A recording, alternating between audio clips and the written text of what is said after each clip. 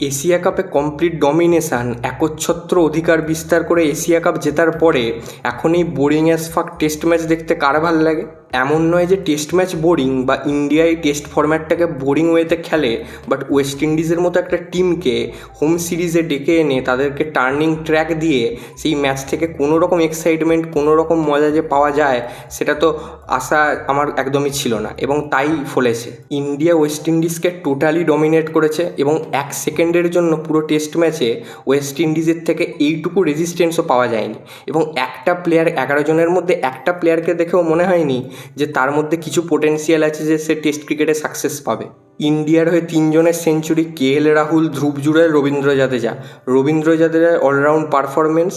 এবং এইভাবে test cricket চলে না। টেস্ট ক্রিকেটের রিফর্ম রীতিমতো দরকার। দুটো টিয়ারে টেস্ট ক্রিকেট খেলা দরকার, কারণ ইন্ডিয়া, ইংল্যান্ড আর অস্ট্রেলিয়া যে লেভেলে টেস্ট ক্রিকেট খেলে, আর কিছুটা হলে সাউথ আফ্রিকাও, আর বাকি দেশগুলো যারা খেলে তাদের মধ্যে আকাশ পাতাল পার্থক্য। দুটো টিয়ারে টেস্ট ক্রিকেট খেলতে হবে এবং রেলিগেশন প্রমোশন ব্যাপারটা আনতে হবে এই একটা ITC সাইকেলের মধ্যে। তাহলেই টেস্ট ক্রিকেটে কিছুটা এক্সাইটমেন্ট হবে, কিছুটা ম্যাচ হবে, নইলে পুরোটাই মিসম্যাচ থাকবে এবং টেস্ট ক্রিকেট দেখতেও ভালো লাগবে না, তার মধ্যে কম্পিটিশানও থাকবে না।